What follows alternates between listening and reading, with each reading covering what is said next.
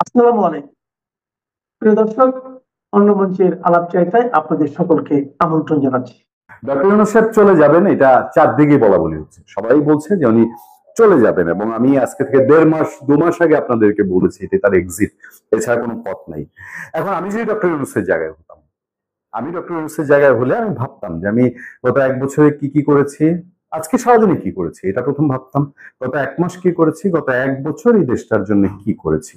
তো যখন দেখতাম যে দেশটার জন্য করেছি করেছি ওরা হাতরে হাতরে হাতরে হাতরে, মানে তখন হয়তো শফিক সাহেবকে বলতে হয় দেশ সচিব বলবো দেখি আমি দেশের জন্য কি করেছি, বা আর কয়েকজনকে বলতে হয়, জিজ্ঞেস করতে হয়, তারা বলবে করেছেন, অনেক কিছু করেছেন, বিশাল কিছু, যখন জিজ্ঞেস করে কি করেছেন, তারপরে দেখবেন লাজবাব একটা অবস্থা তৈরি হবে। তো তখন ভাবতাম যে আচ্ছা যাই করছি না করছি আমার জন্য তো আমি এই করেছি। তাহলে এখন যখন আমেরিকায় যাচ্ছি, আমেরিকানরা যেহেতু বন্ধু মানুষ, তারা আমাকে নাকি সহযোগিতা করেছে, আর যারা যারা আছে আমি দেখি, তো এরপর ইলেকশনটা যেহেতু দিতেই হবে, ইলেকশন ছাড়া আমি কেমনে যাই, তাহলে কিছু কন্ডিশন দিতাম। সেই কন্ডিশন গুলো কি কি দিতাম জানেন? বলতাম যে দেখেন আমার শর্ত থাকবে 1 নাম্বার, যে আমার বিরুদ্ধে কোনো নতুন মামলা টামলা দেওয়া যাবে না। আমার শর্ত থাকবে 2 নাম্বার, যে আমার যে পুরানো মামলাগুলো আছে এগুলো চালু করতে পারবা না, বুঝো কিন্তু।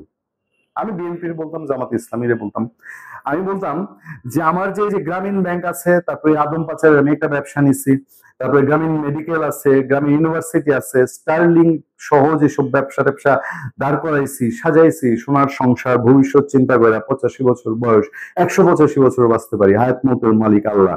সুতরাং এইসব প্রতিষ্ঠান এবং অংশীদারি প্রতিষ্ঠান আছে, তা কোনোভাবে ধ্বংস করা যাবে না, কারণ দুষ্ট আওয়ামী লীগ এরা এই দেশে তো শত শত গ্রামীণের অফিস, গ্রামীণ সেন্টার, সুযোগ পাইলে পরে এগুলার ধুলাবালি সব একটাও রাখবে কিনা ঠিক নাই, তোমরা কিন্তু বাবা পাহারা দিবা। এই শর্তে রাজি আছো?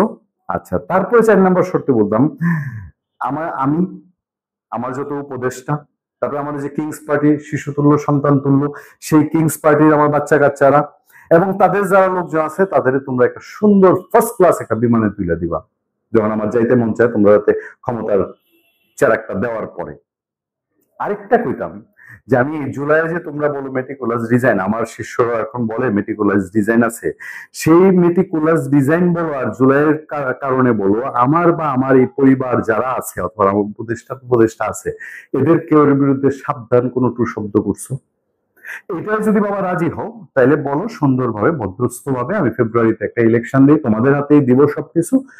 রাজি হইলে আমি বিএনপি জামাতের এবার যাকে দরকার, তাদের যখন যেরকম ব্যবহার দরকার, তাকে যখন যেরকম সুবিধা দেওয়া দরকার, আমি সমস্ত কিছু দিয়া ইলেকশন শেখ হাসিনার বাইরে, শেখ হাসিনার চেয়ে আরো যদি সাংঘাতিক রকম 18-24 সব ফেল করে, যে বলছে যে সাংঘাতিক মহা উৎসবের ইলেকশন, সেদিন দিব ছুটি, 2 দিন 7 দিনের ছুটি দিব এই উৎসব পালনের জন্য। আমেরিকান ভাইরা আতশবাজি নানান কিছু পাঠাবে, সবকিছু উড়ায় টুড়ায় দেশের মধ্যে একটা আনন্দ উৎসবের দাওয়ামা কইরা ঘোষণা করে দিব, এই জুলাই সনদ এইভাবে হবে, এটা হবে সেটা হবে, সংবিধান তো কিসের, রাখো পকেটের মধ্যে, তোমরা আসছো এখন এটা এটা করো, করে কোনোভাবে আমি আমার এক্সিটের পথটা তৈরি করব। রাজি? তো যদি বলে রাজি, যাও ফেব্রুয়ারি এত তারিখ 12 তারিখ ইলেকশন। যদি বলে না রাজি, তো ঠিক আছে, এখন ঐক্যমত্য হচ্ছে না, বেশিরভাগ ফিরে আসবে, এই সেই। আর আমি একটু জামাতে ইসলামরে বলতাম, তুমি পিআর নিয়ে এবার হরতাল দাও, অবরোধ দাও, মাত্র তো ছোটখাটো কর্মসূচি দিছো।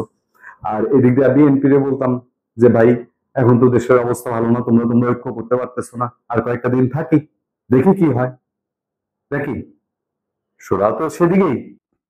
আপনারা জানেন, বাংলাদেশে একটি ক্যাঙ্গারু কোর্টে যুদ্ধ অপরাধীদের বিচার চলছে।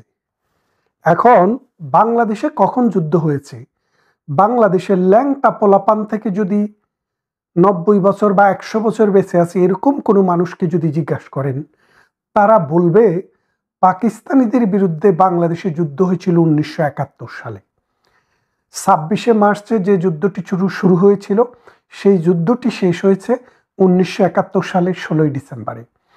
এই দীর্ঘ সময় 9 মাসে লক্ষ লক্ষ মানুষের জীবন গিয়েছে, অসংখ্য মানুষের বাড়িঘর গিয়েছে, অসংখ্য মুক্তিযোদ্ধা জীবন আত্মাহুতি দিয়েছে এবং অসংখ্য মানুষ বাড়িঘর হারিয়ে, সন্তান হারিয়ে, পরিবার হারিয়ে নিঃস্ব হয়ে গেছে।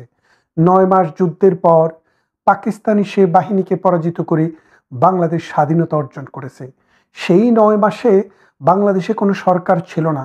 যে সরকার ছিল সেটি পাকিস্তানের দখলদার সরকার।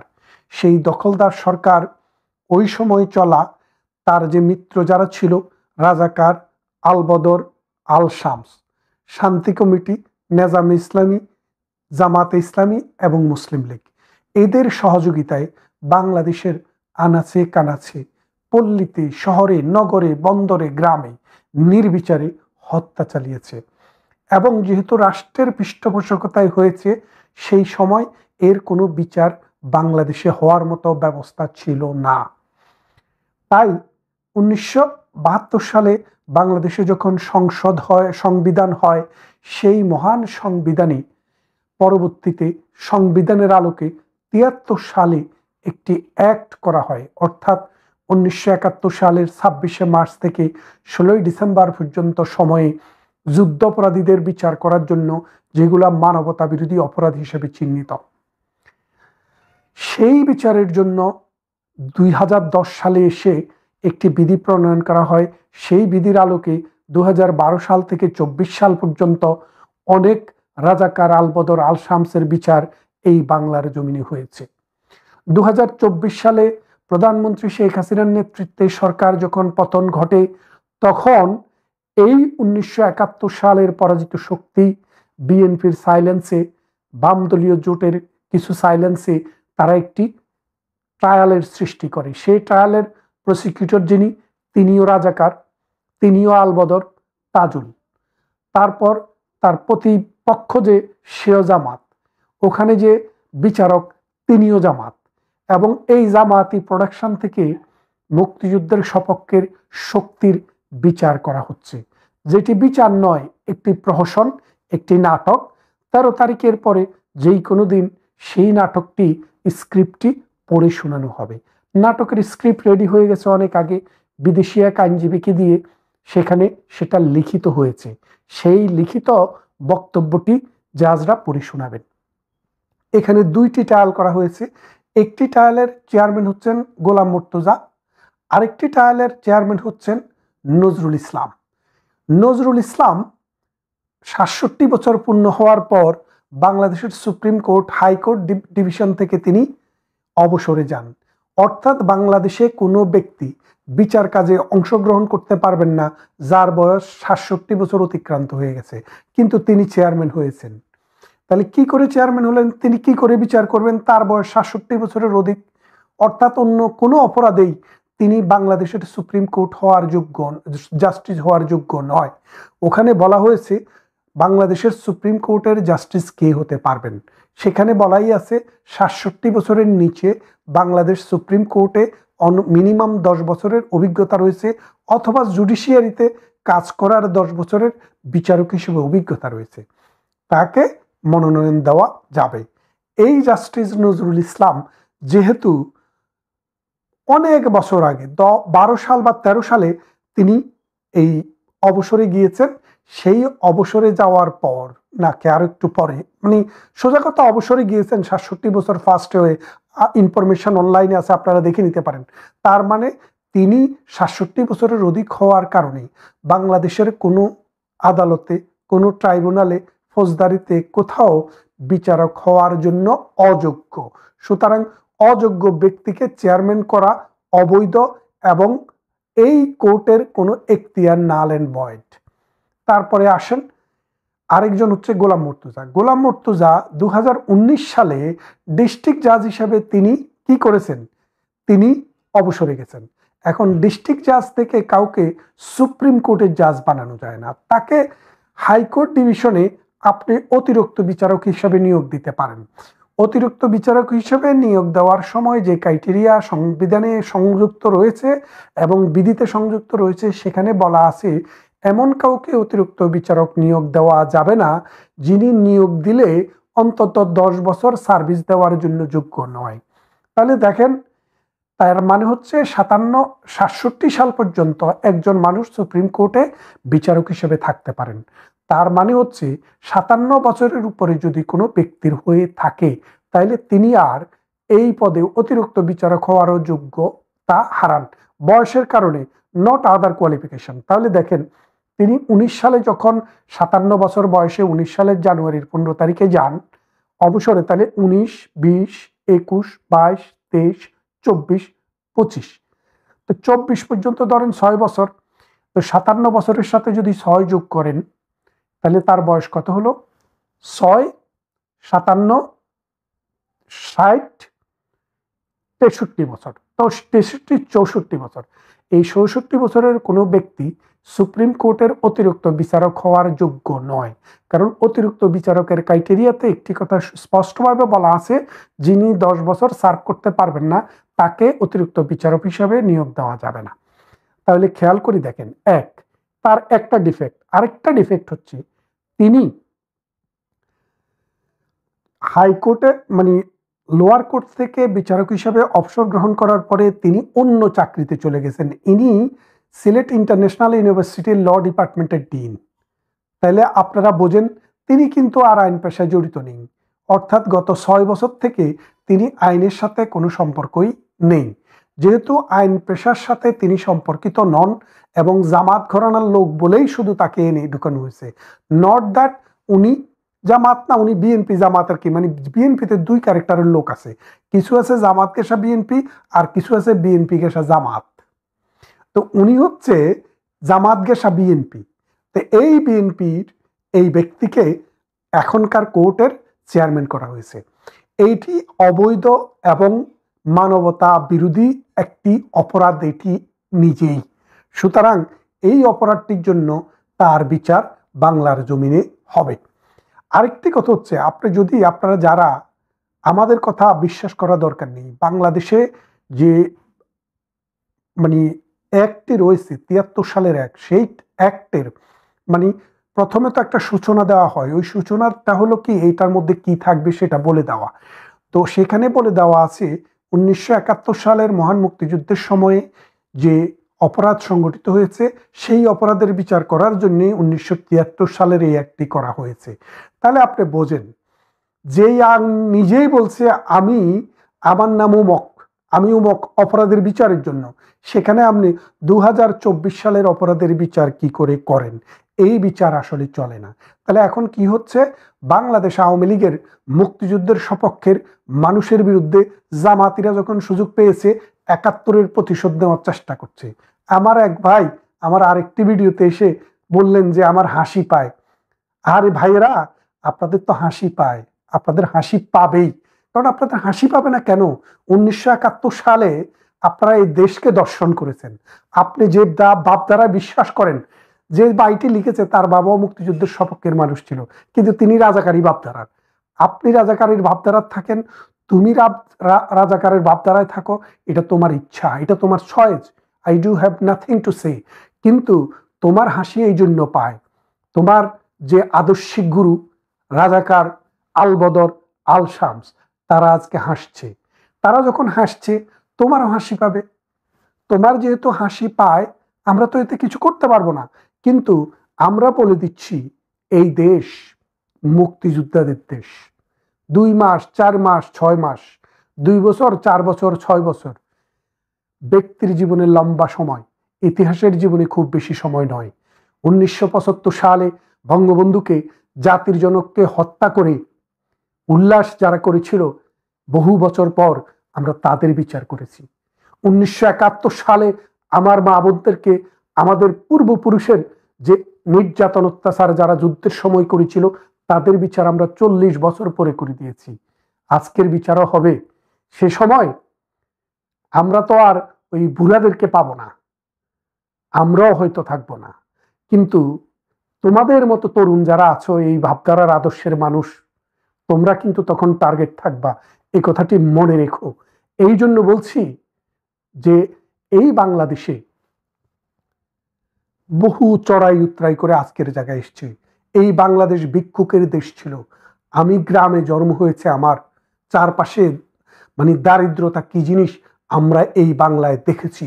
এই বাংলায় যারা চোখ খোলা রেখেছে, কান খোলা রেখেছে, তারা দেখেছে মানুষ কত কষ্টে কত দুঃখে এই বাংলায় বসবাস করেছে।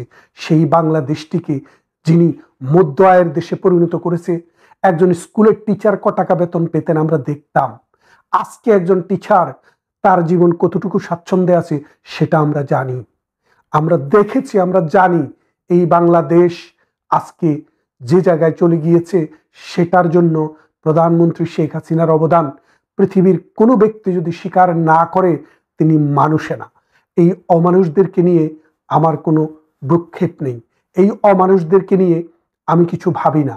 আমি শুধু ভাবি আমার দেশ, অসহায় মানুষ, নির্যাতিত নিপীড়িত মানুষের মুক্তি দরকার, এই মানুষের অন্ন দরকার, বাসস্থান দরকার, শিক্ষা দরকার, চিকিৎসা দরকার, মাতৃকালীন সেবা দরকার, তাদের পেটের খিদা নিবারণের জন্য অন্যের ছাহের সংস্থান করা দরকার।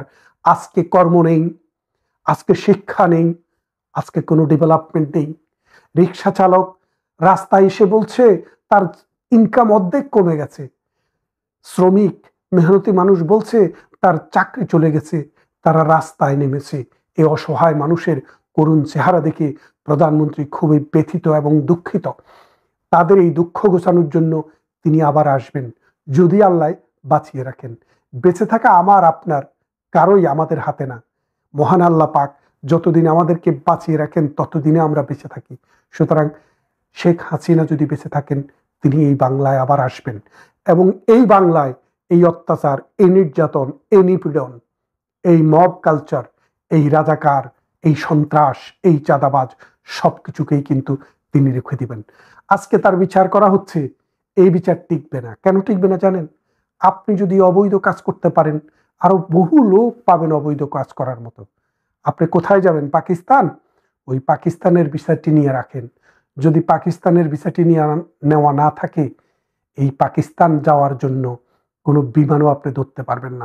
2024-এর ওয়াকার ইউনুস জঙ্গি উত্থানের পর শাহিদুজ্জামান একটা খুব চমৎকার বুদ্ধি দিয়েছিল ইউনুসকে। শাহিদুজ্জামানকে আপনারা থাম্বনেইলে আজকে যে উন্মাদকে দেখলেন এই উন্মাদের নাম হলো শাহিদুজ্জামান। শাহিদুজ্জামান বলল যে ইউনুস তুমি এক কাজ করো, পাকিস্তানের সাথে এখনই একটা সামরিক চুক্তি করো, একটা সামরিক চুক্তি করে নৌকায় করে 2টা অ্যাটম বোম এনে ঢাকায় বসিয়ে দাও, দেখবে ভারত ভয় পেয়ে গেছে।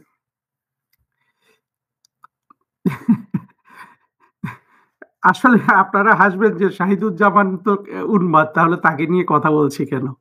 কথা বলছি এই জন্য, দেখেন আমরা কিন্তু এই শহীদুজ্জামানের কাছে পরাজিত হয়ে গেলাম 2024-25-এ। গতকাল আমার এক বন্ধু বলছিল যে আসলে এত কাঁচা একটা ষড়যন্ত্রের কাছে আমরা পরাজিত হয়েছি যে ষড়যন্ত্রটা যদি আরেকটু চালাকি চতুরি মানে আরেকটু বেটার হতো তাহলে হয়তো আমরা পরাজিত হতাম না। অর্থাৎ আমরা এত কাঁচা ষড়যন্ত্রের মোকাবেলা করার জন্য আমরা আসলে প্রস্তুত ছিলাম না।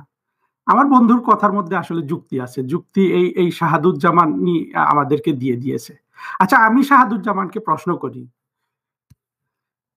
তুই যে ভারতের থেকে পাকিস্তান থেকে নৌকায় করে পারমাণবিক বোমা এনে বসিয়ে দিলি, আমি তোর ওই পাগলামিগুলার কথাও ধরলাম না যে নৌকায় করে কি পারমাণবিক বোমা বহন করা যায়, এনে কি পারমাণবিক বোমা কোনো জায়গায় বসিয়ে দেওয়া যায়, সেই জায়গার নিরাপত্তা বিধানের কি ধরনের আপনার কি ধরনের সতর্কতা ইত্যাদি পালন করতে হয়, তাতে কি ধরনের টাকা পয়সা খরচ করতে হয়, আর কোন জায়গা থেকে নৌকায় বলেন জাহাজে বলেন এভাবে পারমাণবিক বোমা নিয়ে আসার ক্ষেত্রে যারা আরো বড় বড় পারমাণবিক শক্তি আমেরিকা, রাশিয়া, চীন এরা কি চেয়ে চেয়ে দেখবে বোমা যদি নৌকা থেকে পড়ে পানিতে ডুবে যায়? মানুষ দেখেন এই যে শহীদ বাংলাদেশের মানুষকে শুধু এগুলো বুঝাতে পেরেছে। আহারে বাংলাদেশের মানুষ, এই প্রশ্নগুলো বাদ দিলাম যে পারমাণবিক বোমা নৌকা এনে, কিন্তু ভারত যদি বাংলাদেশকে আপনার যন্ত্রণা দিতে চায়, কতভাবে যন্ত্রণা দিতে পারে আপনারা কি ভেবে দেখেছেন? আচ্ছা ধরেন প্রতিদিন ভারত সীমান্তে আপনার প্রতিদিন 100-200 গজ করে করে করে করে আপনার জমি দখল করলো, বাংলাদেশের সক্ষমতা আছে এই পদ্ধতি পেরানোর? আপনি বলবেন না আমার তো সক্ষমতা নাই। সক্ষমতা অবশ্য নাই বললেও না, এরা এত উন্মাদনা করে দেখিয়েছে। এবং আপনার জঙ্গি উত্থানের পর আমরা কিন্তু দেখেছি ইলিয়াস, পিনাকি, বিশেষ করে পিনাকি তো ভারতের বিরুদ্ধে গালাগালি করে শেষ করে দিচ্ছে, এবং কেউ তাকে বলে ভারতের চর, কেউ তাকে এই বলে সেই বলে, যাও। কিন্তু কথা হলো যে এই সীমান্তে কি বাংলাদেশিরা দা কাশি নিয়ে দাঁড়িয়ে গেলেই বাংলাদেশকে ভারত ভয় পেয়ে যাবে?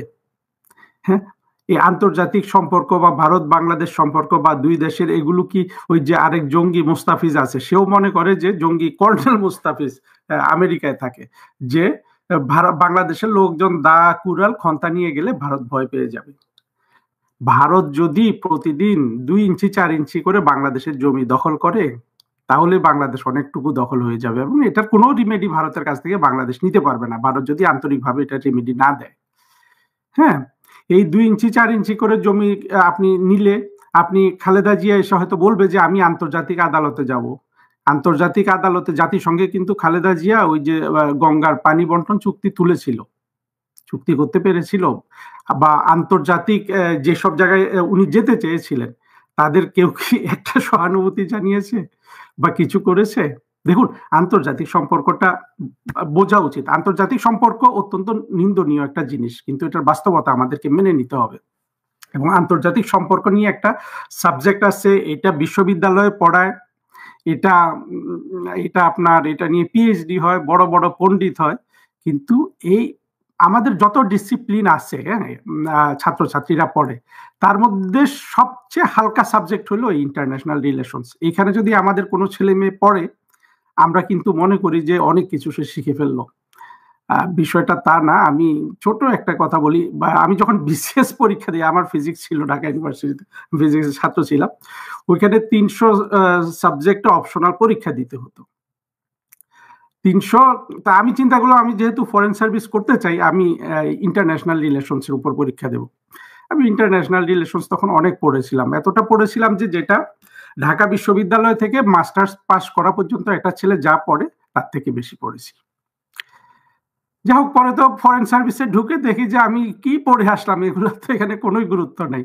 ঢাকা বিশ্ববিদ্যালয়ের হালিম নামে এক প্রফেসর ওইখানে পড়াইতে আসে, শহীদ আসতো না, এইরকম 2-4 জন আসে, ওদের পাণ্ডিত্য দেখে তখন আমার খুব লজ্জা লাগলো যে কেন এত কষ্ট করতে গেলাম, যে একেবারে ডিপ্লোম্যাট হব, ইন্টারন্যাশনাল রিলেশনস আগেই শিখে ফেলতে হবে। যাই হোক, এটাও এখান থেকে আমরা দৃষ্টি ঘুরিয়ে নিয়ে আমরা এই শাহিদুজ্জামানের কথাটাই বলি। আন্তর্জাতিক সম্পর্কটা হলো, এটা আপনার মামা চাচার সম্পর্ক নয়, ভারত বাংলাদেশ সম্পর্ক ভাই বোনের সম্পর্কও নয়, আপনার মামা খালার সম্পর্কও নয়।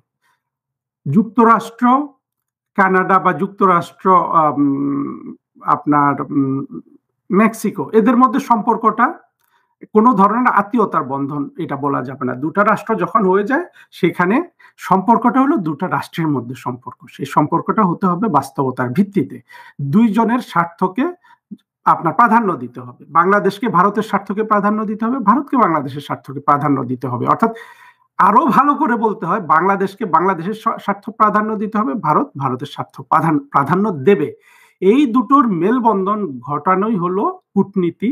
এবং সেটা প্রতিবেশী হলে কিভাবে করতে হয়, প্রতিবেশী থেকে একটু দূরে থাকলে কিভাবে করতে হয়, এই জিনিসগুলো হলো গুরুত্বপূর্ণ বিষয়। কিন্তু দেখেন, যেইভাবে ইউনুস থেকে শুরু করে, ইউনুসের উন্মাদনায় যত ধরনের লোক ছিল, শহীদুজ্জামান আমি একটা প্রতীক হিসাবে ব্যবহার করলাম। প্রতীকটা কেন জানেন? এই শহীদুজ্জামানের গলাটা খুবই ভালো, ফরচুনেটলি আমার গলাটা আনফরচুনেটলি ততটাই খারাপ। এই একটা ভালো গলা পেয়ে এই উন্মাদ একের পর এক টক শো করে যায়, আর এক উন্মাদ জঙ্গি তাজ হাসমির ওখানে যায়, গিয়ে গিয়ে সে এই থিওরি দেয়। এই জঙ্গিগুলোকে আমাদের বোঝা খুবই দরকার। শহীদুজ্জামান তো দেখতে কদাকার, সেটা বড় বিষয় নয়, কদাকার হওয়াটা মনে পাপের নয়, কিন্তু হলো যে মন যখন কদাকার হয়ে যায়, আর সেই মন যদি একটা কদাকার দেহ ধারণ করে, একটা মানুষ কত বেশি কদাকার হয়, সেটা এই শহীদুজ্জামান হলো যে সে আমাদের কাছে এটার একটা দৃষ্টান্ত আর কি। এই শহীদুজ্জামান বারবার খোঁচাচ্ছিল ইউনুসকে, এর সাথে যুদ্ধের জন্য করো, ওর সাথে করো, এই যে আরাকান আর্মির সাথে এখনই চুক্তি করে ফেলো। দেখেন, এই শহীদুজ্জামান ধরে নিয়েছিল যে আরাকান আর্মি কিন্তু জিতে যাচ্ছে, আরাকান আর্মি আমেরিকার এখানে থাবা পড়েছে। থাবা তো ভাবে না, ও তো আসলে শহীদুজ্জামান হলো, যদি দালাল বলতে কাউকে বোঝায়, শহীদুজ্জামানের সব কথাবার্তায় বোঝা যায় যে সে একটা আমেরিকান দালাল, সে মনে প্রাণে একটা পাকিস্তানি, শিক্ষা দীক্ষা বলতে তার কিচ্ছু নাই। এই উন্মাদ 40 বছর আমাদের ছাত্রদের পড়িয়েছে, ছাত্রছাত্রীদের। চিন্তা করেন এই উন্মাদ, এই ছাত্রছাত্রীগুলা যে বের হলো তার হাত থেকে, তাহলে ছাত্রছাত্রীগুলো কি হয়ে বেরিয়েছে। শহীদুজ্জামান এবং এই ধরনের বহু উন্মাদকে আপনারা দেখবেন, এই বেটা নিজেকে দাবি করে যে সে আন্তর্জাতিক নিরাপত্তা বিশ্লেষক, নিরাপত্তা ছাত্র, কখনো নিরাপত্তার সে স্কলার, এগুলা সে দাবি করে। দেখুন, স্কলার হোক বা অন্তত ন্যূনতম ভাবে কাউকে যদি একটা শিক্ষক হতে হয়, তার মাথায় থাকতে হবে যুক্তি। এই যুক্তি গ্রামের একটা কৃষকের আছে, অথবা দেখবেন যে পিএইচডি করছে শহীদুজ্জামানের মতো 40 বছর ছাত্রছাত্রী পড়িয়েছে, তার মাথায় যুক্তিটা ঢোকেনি। এই যে যুক্তি না ঢোকা, এর কারণ হলো মাথার মধ্যে জঙ্গিবাদ বসে আছে। আর শহীদুজ্জামানের ক্ষেত্রে অতিরিক্ত বসে আছে ঘৃণা, অর্থাৎ ভারতকে তার ঘৃণা করতেই হবে। এবং সে তার, আজকে আমি ফেসবুকে ঢুকে দেখলাম, তার প্রেডিকশন হলো যে ভারত এখনই ভেঙে যাবে। সারা জীবনের তার স্বপ্ন, সে বসে আছে ভারত ভেঙে যাওয়ার জন্য, দেখার জন্য এটা। আচ্ছা, ভারত ভেঙে গেলেই কি, তার না গেলেই কি? কিন্তু সে যে দোষটা ভারতকে দিচ্ছে ওটা পুরোপুরি মিথ্যা। ওটা হলো বাংলাদেশের মানুষকে উত্তেজিত করা, জঙ্গি বান্ধব বাংলাদেশের মৌলবাদী স্বাধীনতা বিরোধীদের উত্তেজিত করা, যে ভারত আমাদেরকে উঠতে বসতে পীড়ন করে, ভারত আমাদেরকে শোষণ করে, নির্যাতন করে। দেখেন, আওয়ামী লীগের যেসব নেতারা, আমার এই জিনিসগুলো শুনবেন, কর্মীরা শুনবেন, কে কর্মী কে নেতা আমার কাছে কেউই আসলে গুরুত্বপূর্ণ বিষয় নয়। যিনি শুনবেন তারা প্রশ্নগুলো, আমার প্রশ্নগুলো আপনার ভালো লাগবে, হয়তো আমার পরিবেশনাটা ভালো লাগবে না, আমি জঙ্গি জাহিদের মতো বলতে পারবো না, পিনাকির মতো গালাগালি করতে পারবো না, কিন্তু ওদের মধ্যে তো সেই কোনো ধরনের আপনার যুক্তি নাই। তো আপনার পিনাকি যে এত মেধাবী একটা ছেলে, এত উপরে উঠলো, ওর এই উপরে উঠাই শেষ। আপনি যখন একটা সন্ত্রাস দিয়ে, মিথ্যা দিয়ে, জঙ্গিবাদকে দিয়ে, জঙ্গিদের শিরোমণি হয়ে আপনি কোনো ধরনের একটা কাজ করবেন, সেটা তো ক্রাইম। এই ক্রাইমের একটা সাফল্য হলো কি জানেন? এই সাফল্যের চূড়ান্ত যেটা, সেটা পিনাকি, ইলিয়াস এরা পৌঁছে গেছে। এখন ইলিয়াস তো তার জীবন সার্থক হয়ে গেছে, কিন্তু পিনাকির ভেতর কি আছে আমি জানি না। তবে শুধু এতটুকুনে পিনাকির মানে তার তো সন্তুষ্টি আসবে না, সে হয়তো ক্ষমতা চাইবে, আর অনেক কিছু চাইবে, কিন্তু না, একটা সন্ত্রাসী কর্মকাণ্ডের যে চূড়ান্ত লাভ হতে পারে সেটা 24 জুলাই আগস্টে ওয়াকার ইউনুস জঙ্গি উত্থানে যা হয়েছে এতটুকু, এর বেশি আর কখনোই হবে না। এই জঙ্গি উত্থান তো পরাজিত হয়ে গেছে, এটার পতন হতে কতদিন লাগবে সেটা আমাদের দেখতে হবে।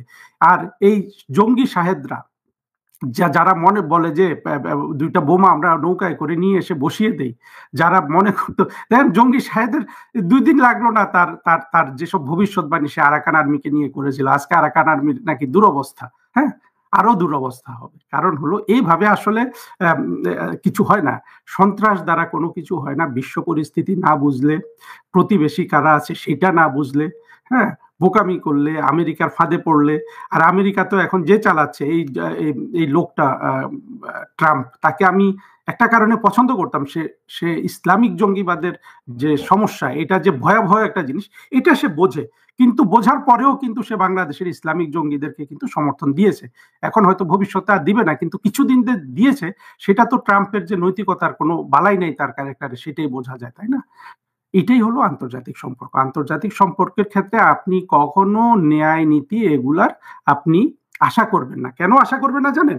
আন্তর্জাতিক সম্পর্ক কারা চালায়? রাষ্ট্রপতিগুলো, প্রধানমন্ত্রীগুলো চালায়। তো এদেরকে যে চালায়, এই যে আন্তর্জাতিক সম্পর্কের থিওরিগুলো যারা লেখে, এইটাও একটা ব্যবসা। মানে এনজিও যেমন একটা ব্যবসা, জাতিসংঘ যেমন পুরোপুরি একটা ব্যবসা। জাতিসংঘের আপনার যে ব্যুরোক্রেসি, প্রতিটা ব্যুরোক্রেটের জীবন কি পরিমাণ নিশ্চিত, কি পরিমাণ বেতন ওরা পায়, কিভাবে তারা তাদের সবকিছু নিশ্চিত করে জাতিসংঘ চালায়, এটা যখন আপনি জানবেন ভেতর থেকে, আপনি কিন্তু অবাক হবেন যে আসলে সব জায়গায় তো স্বার্থবাজরা বসে আছে। আপনি দেখবেন সবকিছু কিন্তু স্বার্থের ভেতরে চলে। এই আন্তর্জাতিক সম্পর্ককে একটা ডিসিপ্লিন হিসাবে দাঁড় করিয়ে এর যারা স্কলার হিসাবে দাবি করে, বেশিরভাগই যুক্তিহীন মানুষ। এদের কাছে হলো যে ওই যে আমেরিকান একটা কথা বলা হয় না, যে মার্কিন যুক্তরাষ্ট্র হলো যে ওয়ার ড্রিভেন ইকোনমি, অর্থাৎ অন্য দেশে যুদ্ধ চললে তার দেশে অস্ত্র তৈরি হবে, বিক্রি হবে, তার ইকোনমি ভালো চলবে। বলুন, এটা কোনো মানবিকতার উপর প্রতিষ্ঠিত কিছু? আন্তর্জাতিক সম্পর্কের পণ্ডিতগুলাও এরকম, ওরা বারবার ওগুলাকে জাস্টিফাই করে যে কিভাবে যুদ্ধ লেগে থাকে পৃথিবীতে, ন্যাশনাল ইন্টারেস্ট কিভাবে রক্ষা করা যায়। এটা তারা শেখায়। তারা যা কিছু শেখায় সেটা আসলে ওই এমন ভাবে জিনিসটাকে এখন তৈরি করে ফেলেছে, সেটা হলো যে যারা রাষ্ট্র চালায় তারা ওই বইটা পড়ে এসে যখন রাষ্ট্র চালায় এরা আরো বেশি খারাপ হয়ে যায়। খারাপ হয়ে যায় মানে কি, তারা যে পৃথিবী থেকে যে আসলে সামরিক অস্ত্রগুলো বাদ দেওয়া দরকার, এই কথাটার উপর জোর দিয়ে যদি আন্তর্জাতিক সম্পর্কটা তৈরি হতো, কিছু যে নাই তা না, কোনো কোনো পণ্ডিত যে এগুলা চিন্তা করে না তা না, কিন্তু তাদের আসলে তাদের রোল নাই, তাদের প্রভাবটা নাই কারো উপর। প্রভাবটা কার আছে? ওই যে ন্যাশনাল ইন্টারেস্ট, রিয়েলিস্ট, অনেক কিছু আছে, থিওরিতে যাচ্ছি না। মোট কথা হলো আপনার ওই পাকিস্তান আর্মির সাথে তুলনাটা দিই। আমরা যেমন বলি যে পৃথিবীর সব দেশের একটা সামরিক বাহিনী আছে, আর পাকিস্তানের সামরিক বাহিনীর একটা রাষ্ট্র আছে। মনে করেন মেডিকেল শাস্ত্রটা মানুষের জন্য একটা মেডিকেল শাস্ত্র আছে, হ্যাঁ। আর ইন্টারন্যাশনাল রিলেশনসের কতগুলা রাষ্ট্র বা প্রধানমন্ত্রী আছে।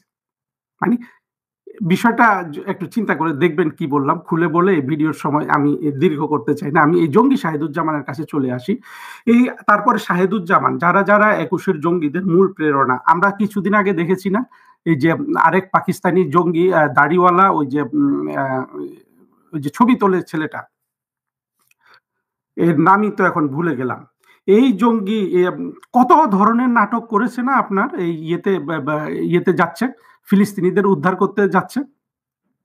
চিন্তা করতে পারেন এই জঙ্গিগুলা, এদের মাথার এই বুদ্ধি নিয়ে আমাদেরকে কিন্তু 24-এ পরাজিত করে ফেললো। এটা আমাদের জন্য যেমন লজ্জার, আমাদেরকে এটা বুঝতে হবে যে আমরা যদি একটু দাঁড়িয়ে যাই, এই জঙ্গিগুলো বাংলাদেশে থাকবে না, এদের অস্তিত্বও থাকবে না। এরা যা দেখানোর দেখিয়ে দিয়েছে। শাহিদুজ্জামান ওই বলে ফেলেছে যে হ্যাঁ, নৌকায় করে এনে হলেও এখানে পারমাণবিক বোমা বসিয়ে দিতে হবে। এটাই হলো ওর সর্বোচ্চ জ্ঞান, বুদ্ধি, প্রজ্ঞা। কিন্তু আমরা যদি সবকিছু বিশ্লেষণ করে দেখি, দেখবো যে শাহিদুজ্জামানের মাথায় ঘুরছে শুধু সন্ত্রাস, ওর মাথায় শুধু ঘুরছে যে একটা কনফ্লিক্ট, অর্থাৎ একটা যুদ্ধ লাগুক, অর্থাৎ বাংলাদেশ মিয়ানমারের সাথে যুদ্ধ করুক, বাংলাদেশ আরাকান আর্মিদের অস্ত্র দিক, বাংলাদেশ ভারতের সাথে যুদ্ধ করুক, পাকিস্তানের সাথে আপনার চুক্তি করে নৌকায় করে 2টা বোমা এনে ঢাকা শহরে বসিয়ে দিক। আপনি যদি আর কিছু না ধরেন, এই যে একটা বদ্ধ উন্মাদ শহীদ, এর মাথায় যে সারাক্ষণ শুধু কনফ্লিক্টের চিন্তা, এইটাকেও তো আপনার নিন্দা করা উচিত, তাই না? কারণ হলো কনফ্লিক্টের চিন্তা এটা করে এই জন্য যে ওই যে জেহাদি চেতনাটা, যে এদের সবাইকে এমন একটা পদ্ধতিতে জীবনটাকে গঠন করতে হবে, জীবনের সংগ্রামটাকে চালিত করতে হবে, আলটিমেটলি যেহেতু যেন সে মরে যায়, এবং মরে গেলে যেন সে ভেস্তে চলে যায়। এখন জঙ্গি শাহিদুজ্জামান কি ওই রাস্তার জঙ্গিটার মতো যে এখনই মরে যেতে চায়? না, সে তার মতো না। শাহেদুজ্জামান হইল, সে ওদেরকে ক্যাপিটালাইজ করে। সে দেখছে যে যত ধরনের আপনার যোদ্ধা পাওয়া যায়, একজন আত্মঘাতী জঙ্গি হলো সবচেয়ে বড় যোদ্ধা। কারণ হলো সে আর ফিরে আসবে না, সে 50 জনকে মেরে নিজে মরে যাবে। শহীদ ওদেরকে কাজে লাগাতে চায়। অর্থাৎ তার যে ক্রিমিনাল মাইন্ড, তার যে ভারত ঘৃণাটা বাংলাদেশে তৈরি হয়েছে, এটা নিয়ে আমাদের প্রচুর বিশ্লেষণ করা দরকার। এটা পাকিস্তানি মানসিকতা থেকে তৈরি হয়েছে। আমরা তো পাকিস্তানের সাথে যুদ্ধ করে ওদেরকে পরাজিত করে ভারত আমাদের সেই যুদ্ধে আমাদের মিত্র শক্তি ছিল। সুতরাং আমাদেরকে যে কোনোভাবে হোক ভারতের সাথে, হ্যাঁ, আন্তর্জাতিক সম্পর্ক যেভাবে চলে রিয়েলিস্টিক, সেগুলো মেনে কিন্তু ভারতের সাথে আমার সুসম্পর্ক তৈরি করতে হবে আমার নিজের স্বার্থে। প্রয়োজন হলে আমরা যদি স্বাধীনতা বিরোধীদের সাথে আবার যুদ্ধ করি, আবার আমাদেরকে ভারতের সহযোগিতা নিতে হবে, এবং সেটা পাওয়ার জন্য আমাদের ভারতের দ্বারস্থ হতে হবে। পরবর্তীতে ভারত যদি এর জন্য আমাদেরকে এক্সপ্লয়েট করতে চায়, আমরা সেটা আমাদের প্রজ্ঞা, মেধা, জ্ঞান দিয়ে আমরা কিন্তু সেটা আমরা মোকাবেলা করব। কিন্তু আমি এখন পর্যন্ত কোথাও দেখিনি ভারত বাংলাদেশকে এই ধরনের এক্সপ্লয়েট করেছে। মেহরবানি করে আমার ভিডিও যারা শুনছেন প্রত্যেকে প্রশ্ন করুন, ওই যে একই প্রশ্ন, যে এই যে একটা উন্মাদ যে বলে যে নৌকায় করে পারমাণবিক বোমা পরিবহন করা যাবে, এই ধরনের উন্মাদ দিয়ে কি বাংলাদেশ চালাবো আমরা? নাকি আমরা ধীরস্থির যেভাবে প্রধানমন্ত্রী শেখ হাসিনা চালিয়েছিলেন, ওনার সময় তো অনেক ধরনের উত্তক্ত করা হয়েছিল, যে আরাকান আর্মিদের সাথে বৈঠক করো, আমরা তো দেখেছি।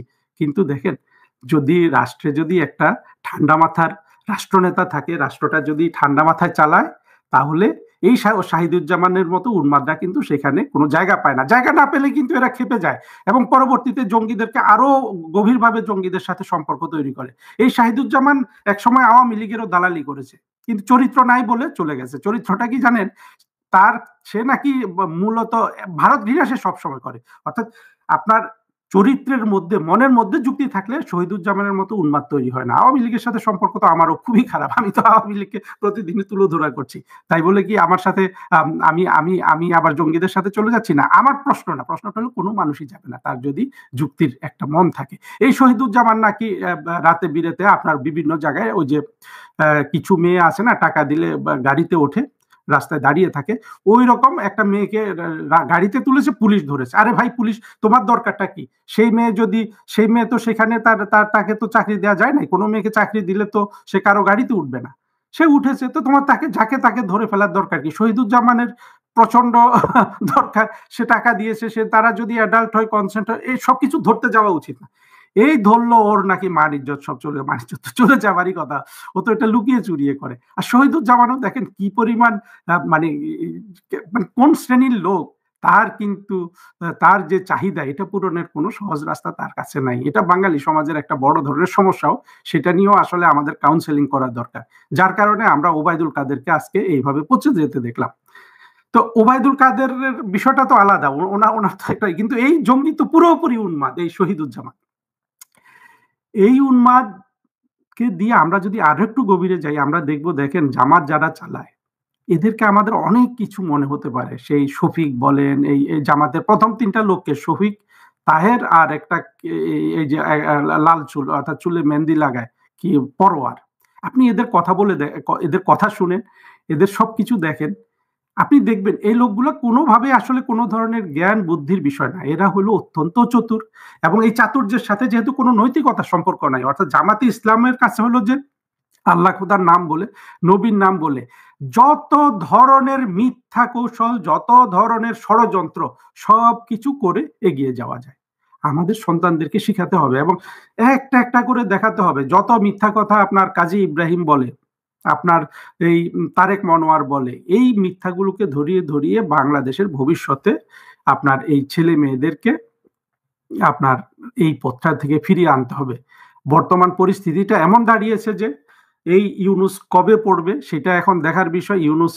ইউনুসের চেহারা দেখেন কি পরিমাণ কুৎসিত হয়ে গেছে। হ্যাঁ, এই লোক ইউনুস তার জীবনের উপযুক্ত সাজাটা কিন্তু কাঁধে করে নিয়ে আসছে। আমরা দেখেছি প্রধানমন্ত্রী শেখ হাসিনা, হ্যাঁ, বঙ্গভবনে কি পাওয়া গেছে?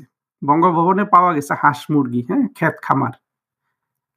শেখ হাসিনা সারাদিন রাষ্ট্রের কাজ করে, হ্যাঁ, বিদেশ ভ্রমণ করে 18 ঘন্টা 25 ঘন্টা কাজ করে ওই ক্ষেত খামার হাঁস মুরগির কাছে ফিরে গিয়েছে, তাই না? যায়নি।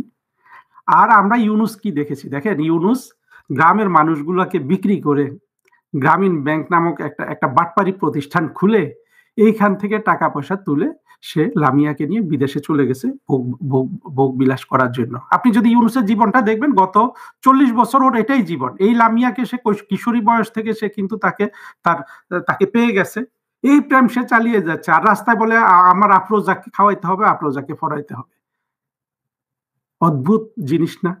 বাংলাদেশের মানুষকে এক্সপ্লয়েট করার কি একটা কত মানে প্রক্রিয়াটা কত নিষ্ঠুর দেখেন। হ্যাঁ, দরিদ্র মানুষদের এক্সপ্লয়েট করে অর্থকড়ি কামিয়ে সেটা নিয়ে ভোগ বিলাস করা। আর আমরা বাংলাদেশের অবুঝ মানুষ ইউনুসকে দেখতে চাইলাম যে কেমন সে রাষ্ট্র চালায়। এখন তো সে রাষ্ট্র চালিয়ে দেখিয়ে দিয়েছে, তাই না? মালেক আফসারি নামে আরেক উন্মাদ, আজকের ভিডিও এখানে শেষ করে দিব, ও এখন বলতেছে যে কোনো ভাবে হোক আমরা সবার শাসন দেখেছি, এখন জামাতের শাসন দেখতে চাই। অর্থাৎ জামাত, আমিও চাই জামাতের শাসন হোক। তারপরে বাংলাদেশের মানুষ যখন পেটের ক্ষুধায়, হ্যাঁ, পেটের ক্ষুধায় দাঁতের ব্যথায় অস্থির হবে, সেদিন কিন্তু একমাত্র বন্ধু থাকবে শেখ হাসিনাই।